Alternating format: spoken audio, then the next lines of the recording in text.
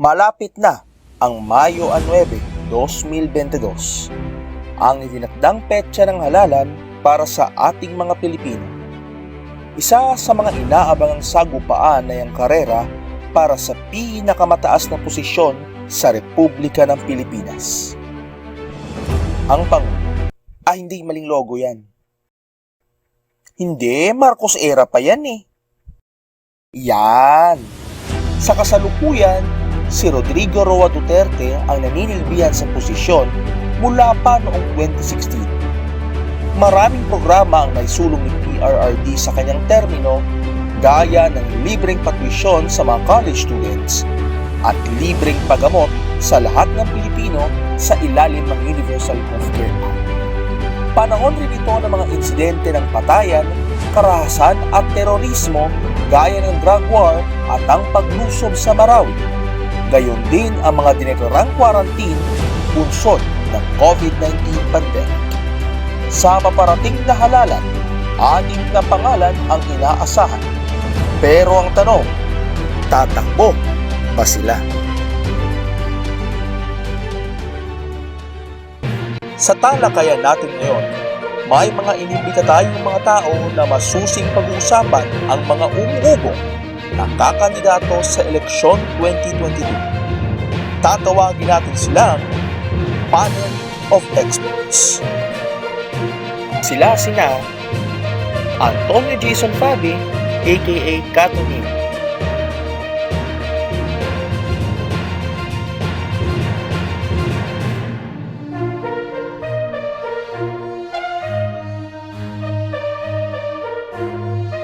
Luis Palay Jr., aka Teacher Luis,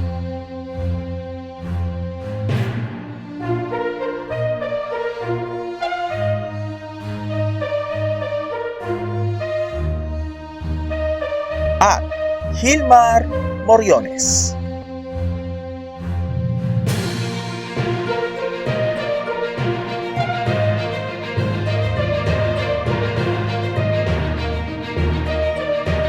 Tutulungan nila tayo upang makilala natin ang gusto ang mga matunog na tatakbo sa susunod na halalan.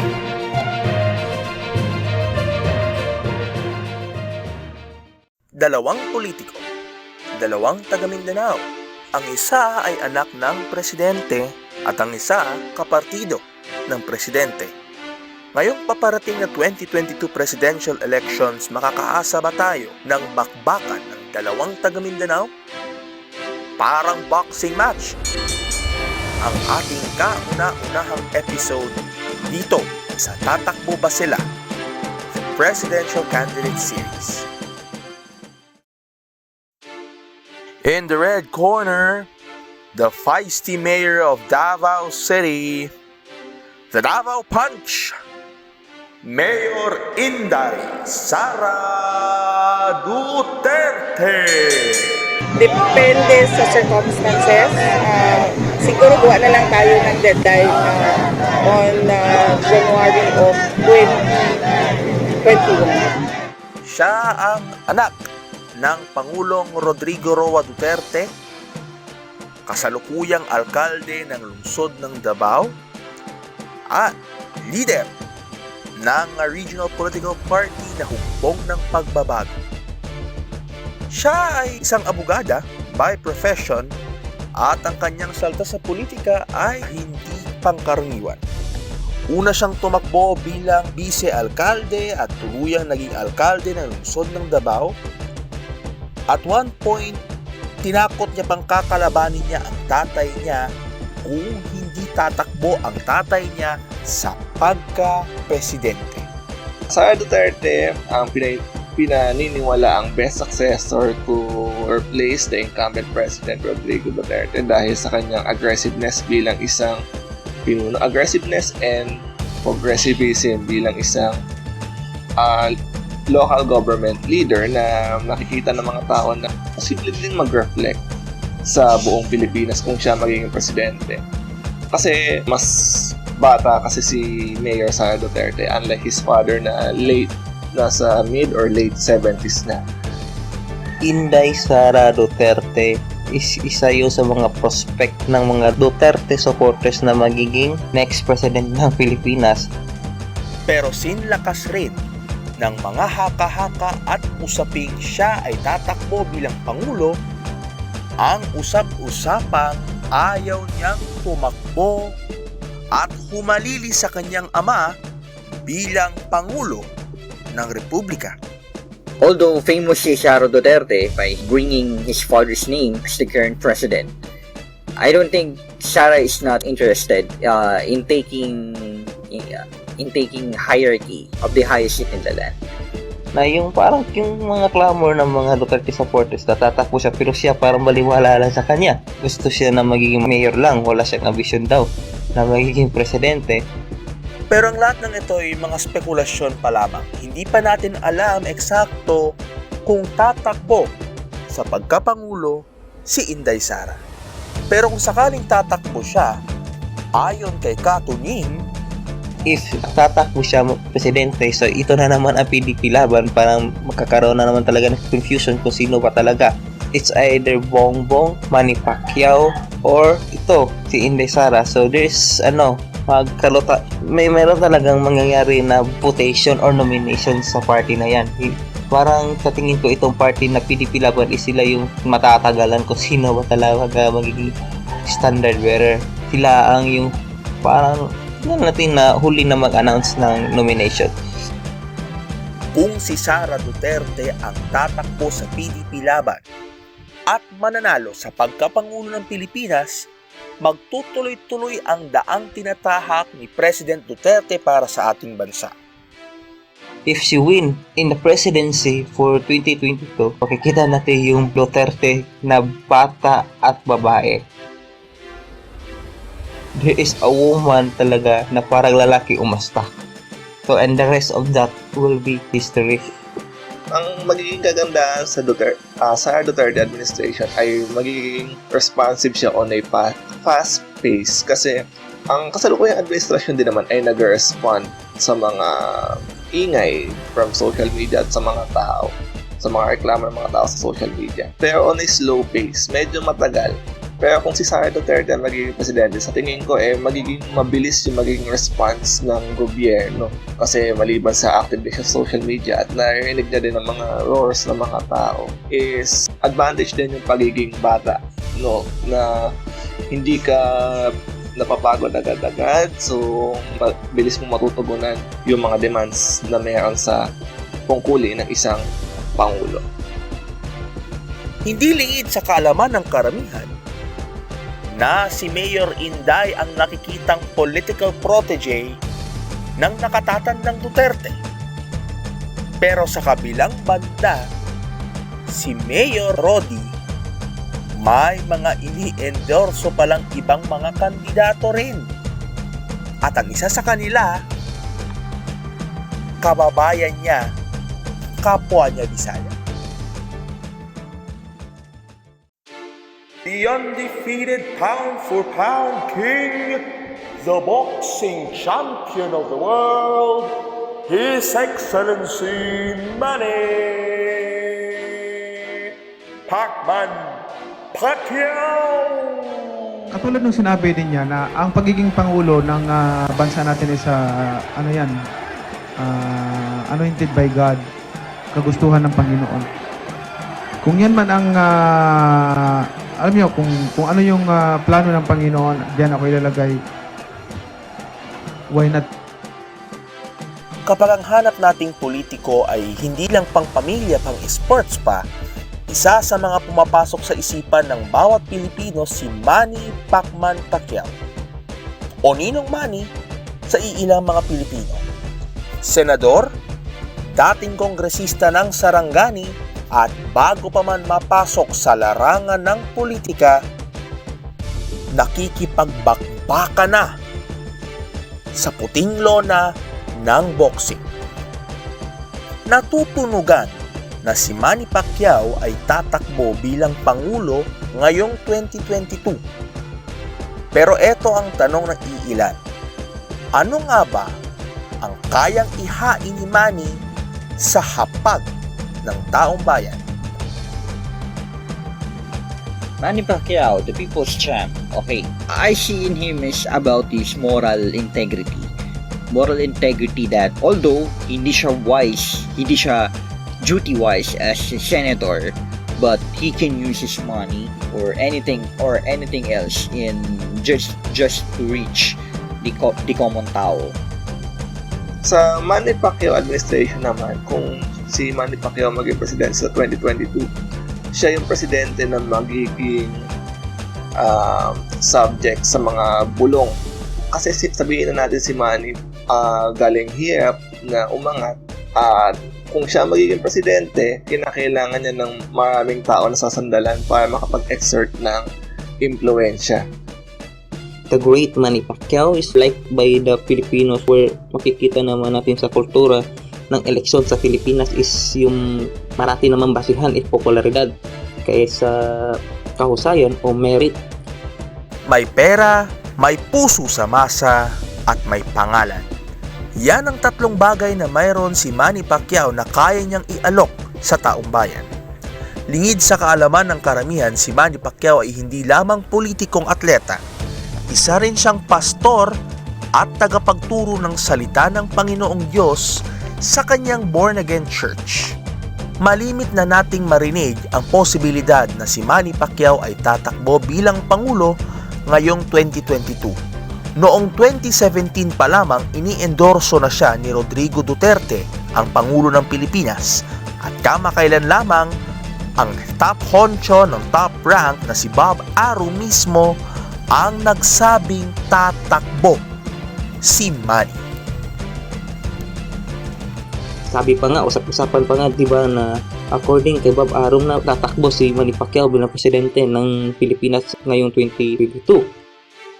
Way back March 2017, sa birthday ni President Duterte, nasabi ng presidente is gusto niya si Pacquiao maging presidente. And noong last November 2019, President Duterte advised the boxer to think twice if he intends to run for president. Ano nga ba katunying ang kanyang mga bentahe kung sakasakali mang ituloy niya ang kanyang kandidatura bilang Pangulo ngayong 2022? Ito yung magiging advantage niya if magiging standard bearer siya ng PDP laban. Kasi yung mga umaasa pa kay President Duterte o yung mga taong sumusuporta pa rin until now is likely to vote him. Because naman, tignan mo naman yung mga political arena dito, di ba? Pangalawa is the he can use or highlight his pro-poor policies and his life story from riches to rags, where it can persuade people to choose him because naman pwede natin yung ma-argument na feel niya yung yung sentimento ng mga mahirap kasi dyan sa galing. Then the edge for presidency is that makukuha niya yung pagiging standard bearer ng PDP laban. Yun yung magiging advantage niya in this coming election. So kung papala rin siya magiging isang standard bearer, then edge na niya yun. And the rest must be history na. There will be a youngest president of our republic.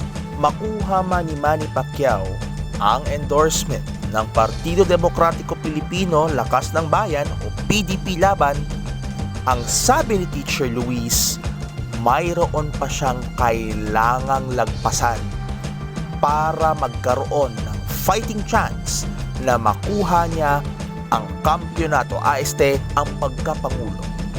Si Duterte kasi sabihin na natin, probinsyano, konti ang kanyang impluensya outside Davao City or Mindanao. Kaya kinailangan niya mag-rely sa mga ilang taga-Luzon to exert influence.